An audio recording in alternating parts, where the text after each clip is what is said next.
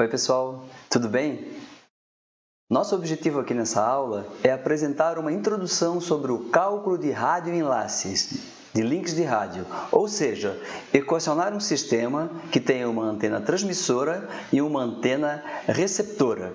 Então aqui no lado esquerdo eu tenho o transmissor, então, por exemplo, através de um cabo coaxial, ele joga energia na antena transmissora, certo? Essa potência radiada pela antena transmissora vai se espalhar numa onda esférica. A distribuição de potência em cima da frente de onda vai depender do ganho do diagrama de radiação da antena transmissora.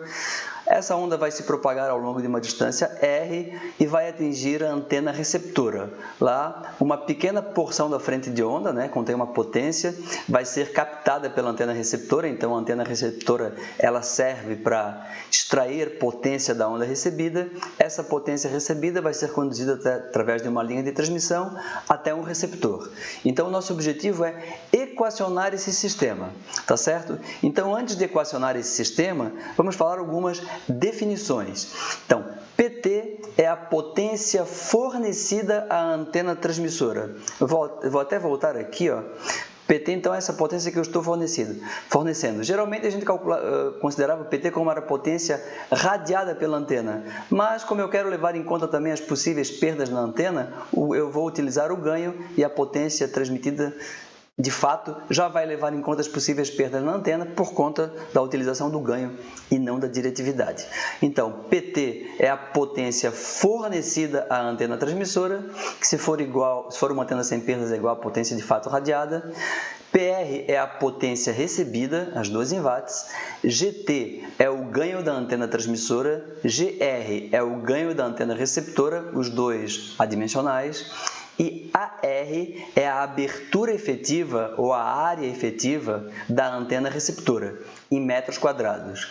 Como a gente vai fazer um cálculo mais simples, vamos considerar inicialmente que não há perdas por reflexão, tem esse casamento de impedâncias. As polarizações das antenas transmissora e receptora estão casadas ou estão alinhadas, então eu não tenho nenhum tipo de perda por conta de desalinhamento de polarização, e também vou supor, por simplicidade, que as antenas estão alinhadas para máxima recepção. Qualquer outra consideração que não seja essa, ou se de fato essas considerações não sejam obedecidas, eu posso sempre corrigir as equações no final para levar em conta alguma variação em relação a essas considerações. Então, vamos ao equacionamento. Então, a antena transmissora, ela radia uma onda esférica, então, cuja frente de onda tem 4πr ao quadrado, certo? Se fosse uma antena isotrópica, seria a potência PT dividido por 4πr ao quadrado, mas, como a antena ela não é isotrópica, ela tem um ganho que já leva em conta as possíveis perdas na própria antena. Então, a densidade de potência radiada pela antena transmissora já na região da antena receptora, ou seja, uma distância R da antena transmissora, é dada por esta equação. Isso em watts por metro quadrado. A antena receptora, ela tem uma abertura equivalente, que quando multiplicada pela densidade de potência que incide sobre ela, me permite calcular a potência recebida. Então, aqui eu tenho a potência recebida pela antena receptora, em watts. A densidade de potência é aquela calculada na linha anterior. Nós sabemos também que para qualquer antena existe uma relação entre a abertura efetiva e o ganho, ou seja, a abertura efetiva é proporcional ao ganho e depende também do comprimento de onda ao quadrado. Então, utilizando a primeira equação aqui na densidade de potência, essa outra equação na abertura efetiva, substituindo, eu obtenho a equação fundamental para o cálculo de radioenlaces, chamada de fórmula de Fries. Harald Fries, era um dinamarquês que trabalhou a vida inteira nos laboratórios Bell. Então, ele trabalhava nessa área de telecomunicações, radares, etc. Ele desenvolveu essa expressão. Então, a fórmula de Fries me permite calcular a potência recebida, conhecendo o ganho das antenas, transmissora e receptora, a potência transmitida, o comprimento de onda, ou seja, a frequência de operação, e a distância entre as antenas. Então, a gente já observa aqui que no denominador eu tenho R ao quadrado, ou seja, a potência recebida decai com o quadrado da distância. Quanto mais longe eu tiver transmissor e receptor, menor vai ser a potência recebida e o decaimento se dá com o quadrado da distância. Essa fórmula de Fries tem uma analogia bastante simples e interessante, que é a seguinte. Então, aqui eu tenho a fórmula de Fries, eu tenho a minha antena transmissora, na verdade é uma mangueira de jardim, certo? A diretividade dessa mangueira eu consigo controlar. Quem tem uma mangueira mais simples, controla no dedo ali se ela é mais diretiva ou menos diretiva, certo? A potência transmitida corresponde ao fluxo de água que está sendo entregue aqui para a mangueira, tá certo? Essa mangueira, então, ela tem um feixe com uma certa abertura, esse feixe vai se espalhar. Lá no outro lado eu tenho a antena receptora, que nada mais é do que um funil que vai captar, então, a potência recebida. A potência recebida é a quantidade de água que o funil capta aqui, tá certo? Então, a diretividade da mangueira transmissora, que eu posso controlar aqui, ó, é o GT, é o ganho da transmissora. É quanto ela abre ou fecha o feixe, ela concentra mais ou menos o feixe radiado, nesse caso, o feixe de água. Tá? A potência transmitida é a potência aqui que eu forneço para a mangueira transmissora. Posso controlar através de uma torneira, que abre ou fecha, tá certo? O ganho da antena receptora, ele depende do tamanho dessa boca aqui, ó. Então, essa boca aqui é proporcional, a abertura efetiva da antena receptora é proporcional a essa boca, a abertura física, e o ganho é proporcional. Então, se eu tiver uma antena com ganho maior, é como se eu estivesse utilizando um funil com uma boca maior, tá certo? Então, aqui eu consigo calcular a potência recebida. Obviamente que se eu colocar um feixe que se espalha mais, menos água vai entrar aqui, tá certo? Se eu utilizar uma boca maior, mais água entra aqui. Se eu abrir mais a torneira aqui na transmissão, mais água vai ser recebida, etc. Então, isso aqui é uma analogia bem simples, tá? Ela não é exata, mas é uma analogia que permite ilustrar a utilização da fórmula de Fries. Vamos ver um exercício numérico, então? Exercício 4. Um sistema de comunicação opera em 500 MHz e tem o receptor a 1,5 km do transmissor. Então, a distância R é 1,5 km, 1.500 metros. A antena transmissora é uma antena do tipo Yagi-Uda, nós ainda vamos ver isso, mas é uma antena bem conhecida, com ganho de GT igual a 20. E a antena receptora é um dipolo de meia onda, também vamos falar mais sobre esse tipo de antena no futuro, cujo ganho é 1,64. A potência transmitida é de 500 mW e as antenas estão alinhadas para máxima recepção. Calcular a potência recebida pelo dipolo, que é a antena receptora. Então, em 500 MHz, o comprimento de onda, só dividir aqui a velocidade da luz pela frequência, é de 0,6 metros, 60 centímetros. Utilizando, então, a fórmula de Fries, todos os dados estão aqui no enunciado, tá? Então, GT é 20, GR é 1,64, lambda eu acabei de calcular é 0,6, 4π vezes a distância é 1.500 metros, ao quadrado, vezes a potência transmitida PT, que é 0,5, ou 500 miliwatts, meio watt, 0,5. Fazendo essas contas, então, eu obtenho que a potência recebida vale 16,6 nanowatts. E a pergunta é: o sistema vai funcionar adequadamente ou não, recebendo essa potência? Então, eu tenho que comparar a potência recebida com o limiar de recepção ou sensibilidade do receptor. O que é isso? É a potência mínima que o receptor deve receber de maneira que ele funcione satisfatoriamente, que ele funcione adequadamente. Por exemplo, com uma dada relação sinal-ruído, com uma qualidade de sinal pré-especificada. Então, comparando a potência recebida com a potência mínima que o meu circuito deve receber, eu vou saber se o sistema está operando satisfatoriamente ou não. Se a potência recebida for maior do que a potência recebida mínima, tudo certo, vai funcionar sem problemas. Se, por outro lado, a potência recebida for insuficiente, estiver abaixo do limiar de recepção, o sistema não vai funcionar adequadamente. Nesse caso, o que eu faria? Uma ideia simples seria, por exemplo, aumentar a potência transmissora, abrir mais a torneira, certo? Se eu aumento a potência transmissora, a potência transmitida, a potência recebida vai aumentar proporcionalmente, até que a condição aqui de cima do Dr. House aqui seja verificada, tá certo? Outra possibilidade seria utilizar antenas mais diretivas, aumentar GT ou GR, ou ambos, utilizar antenas mais diretivas. Posso fazer isso? Posso, só que eu tenho um preço a pagar. Antenas mais diretivas são, por exemplo, antenas maiores, e mesmo se eu aumentar muito o ganho das antenas, elas vão ter um feixe muito diretivo. Então, eu posso ter problema de desalinhamento de feixes, se uma estiver perfeitamente apontada para a outra, não estiver perfeitamente apontada para a outra. Tá? Então, tem várias possibilidades. Geralmente, a distância não tem muito como mexer. Se for um enlace entre a cidade A e a cidade B, a distância entre as cidades não depende da minha escolha, ela está lá. O comprimento de onda depende da frequência. Também nem sempre eu tenho liberdade de mexer na frequência, porque a maioria das aplicações tem frequências estabelecidas por lei. No Brasil é a Anatel que estabelece as frequências que devem ser utilizadas. Tenho pouca margem para mexer aqui, tá certo? Então, eu posso mexer no ganho da transmissora, no ganho da receptora, na potência transmitida ou utilizar um receptor mais sensível. Se eu utilizar um receptor mais sensível, certo? Cujo PR aqui mínimo seja bem pequeno, essa potência recebida pode ser sempre maior do que a potência recebida mínima. Um receptor mais sensível é um receptor de melhor qualidade e, consequentemente, mais caro.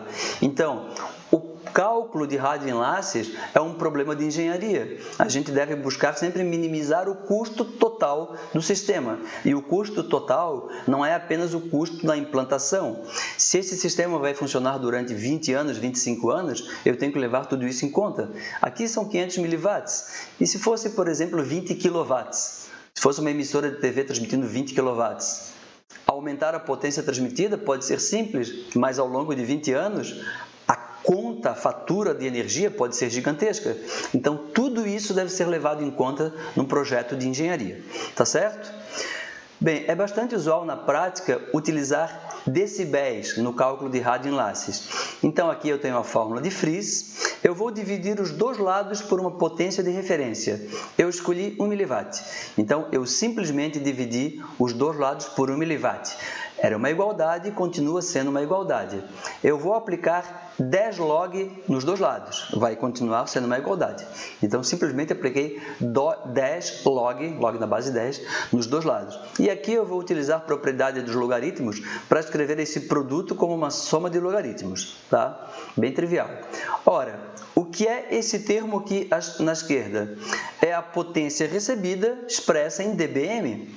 O que é 10 log de GT? É o ganho da antena transmissora expresso em dBi, o ganho em relação à antena isotrópica. Muitas vezes se diz apenas ganho em dB. Tá? Ganho em dB é sinônimo de ganho em dBi. Eu sempre vou colocar o i aqui para deixar bem claro, para que não haja nenhum tipo de confusão em relação ao dBd, que nós também já vimos, tá certo? Mas ganho em dBi e ganho em dB é a mesma coisa. 10 log de GR é o ganho da antena receptora. Aqui eu tenho um 2 no expoente e ele passa lá para frente. Eu tenho 20 log de lambda sobre 4πr. Tá? E aqui eu tenho a potência transmitida em dBm. Esse termo que tem aqui, ó, lambda dividido por 4πr, na região de campos distantes, esse termo aqui é sempre negativo. Esse termo representa uma atenuação e corresponde à atenuação da onda esférica no espaço livre, conhecido como perda básica. Na verdade, eu tenho uma onda esférica, à medida que o raio vai aumentando, eu tenho uma densidade de potência que vai ficando cada vez menor. Então, esse termo aqui, ele leva isso em conta. Aqui, ó, como eu falei para vocês que esse termo era negativo. Então, para que eu tenha uma atenuação positiva, eu troquei o sinal. Então, o logaritmo, quando troca o sinal, em vez de lambda sobre 4πr, está 4πr sobre lambda. Então, esse termo agora aqui é um termo positivo e corresponde a uma atenuação. conhecido como perda básica, atenuação da onda esférica. Portanto, a minha fórmula de Fries em decibéis está dada aqui. A potência recebida em dBm, já coloquei a potência transmitida aqui na frente, é a potência transmitida em dBm, mais o ganho das antenas em dBi, menos a perda básica, a atenuação da onda esférica no espaço livre. Então, repetindo essa equação aqui em cima, tá? É bom frisar que a fórmula apresentada ela é válida para a propagação no espaço livre. Tá? Em cenários mais realistas, outras perdas também devem ser consideradas. Eu posso ter um obstáculo, uma montanha, uma floresta, um edifício entre a antena transmissora e a antena receptora. Posso ter uma chuva intensa, dependendo da frequência, pode ser relevante. Posso ter descasamentos de impedância com ondas refletidas tanto no lado da transmissão quanto no lado da recepção.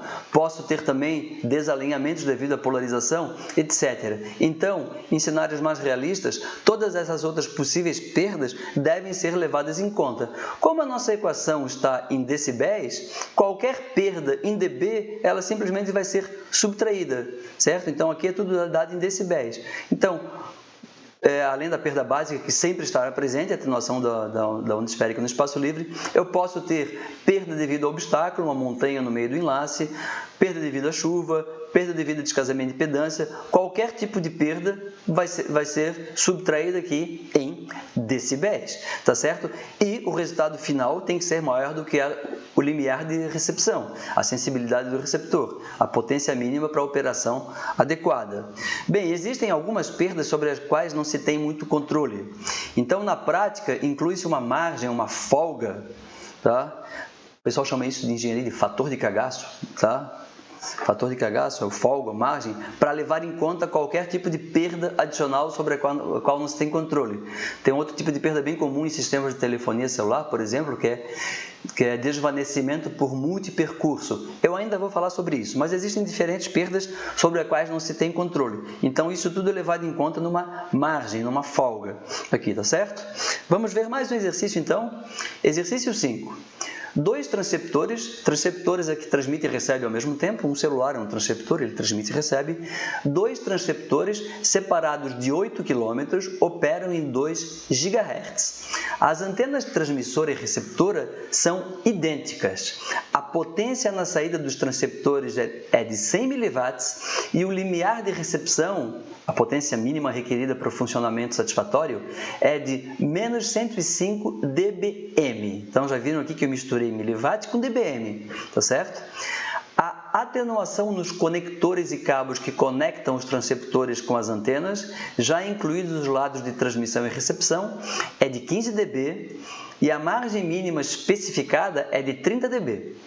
Supondo que o enlace seja em espaço livre, ou seja, não tenha obstáculo, tá, no meio do caminho, calcular o ganho mínimo das antenas de forma que o sistema opere adequadamente. Então, tem que fazer um projeto de engenharia. Então, a melhor maneira de começar é fazendo uma figura. Então, aqui eu tenho meu transceptor no lado esquerdo, certo? Eu posso considerar como transmissor. Ele vai jogar uma onda. Essa onda vem por um cabo coaxial aqui, por exemplo. Aqui tem minha antena transmissora. A 8 km eu tenho a minha antena receptora. Essa antena, a potência recebida é captada pelo cabo coaxial e entregue aqui ao circuito de recepção. Tá certo? O comprimento de onda em 2 GHz é de 15 centímetros, velocidade da luz dividida pela frequência. O ganho das duas antenas é igual, está dito no enunciado que as antenas são idênticas, ganho igual. A potência transmitida foi dada em miliwatts, 100 miliwatts, tenho que calcular em dBm, então 100 miliwatts dividido por 1 miliwatt é 100, log de 100 é 2 vezes 10, 20. Então, a potência transmitida é 20 dBm, exatamente igual a 100 miliwatts, certo? A potência recebida mínima, a sensibilidade do receptor é menos 105 dBm. As perdas nos cabos e nos conectores, então aqui ó, eu tenho um cabo coaxial, certo? Tem perda ao longo dele. Como calcular a perda no cabo coaxial? Bom, eu tenho que olhar na tabela do fabricante do cabo coaxial, verificar qual é a atenuação por metro na frequência de 2 GHz. Multiplico pela quantidade total de metros e eu tenho a atenuação no cabo coaxial. Já no lado transmissor e receptor aqui, tá? E também tenho conectores. Esses conectores também introduzem perdas. Geralmente os fabricantes também dizem qual é a perda nos conectores, tá certo? Eu já estou dizendo aqui que a perda total nos cabos e nos conectores é de 15 decibéis. E a margem mínima especificada é de 30 decibéis. A margem ou a folga, tá certo? Então, a primeira coisa que eu vou calcular é a perda básica. Quanto vale a perda básica? A atenuação da onda esférica no espaço livre. É 20 log de 4πr sobre lambda. A distância R é 8 km, 8.000 metros, e o lambda, comprimento de onda, é 0,15 metros. Então, eu vou ter uma atenuação, uma perda básica, de 116,5 dB. Agora sim, eu vou escrever a fórmula de Friis. Então, a potência recebida em dBm é a potência transmitida em dBm, mais o ganho das antenas em dBi, menos a perda básica, menos a atenuação nos cabos e conectores. Isso deve ser maior do que o limiar de recepção, a potência recebida mínima, mais a margem. A margem, vocês veem que ela aparece aqui no lado direito com um sinal mais. Se eu passar para o lado esquerdo, ela aparece com um sinal de menos, porque a margem ela leva em conta possíveis perdas. Por isso que aqui no lado esquerdo ela teria um sinal de menos. Quando passa para o lado direito, ela tem um sinal de mais. Tá certo? Então, aqui é só substituição. Potência transmitida é 20 dBm. Ganho da transmissora e da receptora é exatamente o que eu quero calcular. E eles são iguais, G. Atenuação no espaço livre, L0, perda básica, está aqui, eu calculei. Atenuação nos cabos e conectores, 15. Isso tem que ser maior do que a sensibilidade, que é menos 105 dBm, foi dada, e a margem mínima foi dada. Então, daqui dessa equação eu tiro que o ganho mínimo das antenas, o ganho das antenas tem que ser maior do que 18,25 dBi. Elas são iguais, tá certo? Então, na hora de fazer o projeto, eu vou escolher antenas cujo ganho seja maior do que 18,25 dBi. Supondo que eu escolha, por exemplo, antenas iguais, transmissora e receptora, com ganho de 20 dBi. Então, agora deu uma folga adicional. Eu precisava de 18,25. Escolhi 20, então eu tenho uma folga de 1,75 adicional na transmissão e 1,75 adicional na recepção. Então eu tenho uma folga adicional de 3,5 dB. Então, a minha margem mínima era de 30, mas eu dei uma margem adicional, uma folga adicional de 3,5. Então, a minha margem real desse tipo desse enlace é de 33,5 dB. Tá certo, pessoal? Então, aqui eu termino essa parte, é uma parte resumida, mas é uma parte que tem os conceitos mais importantes que permitem entender e fazer o cálculo de um rádio enlace, de um link de rádio que envolve uma antena transmissora e uma antena receptora, tá certo? A partir da próxima aula, então, nós vamos começar a falar de antenas mais práticas, começando com antenas do tipo dipolo. Até lá, então!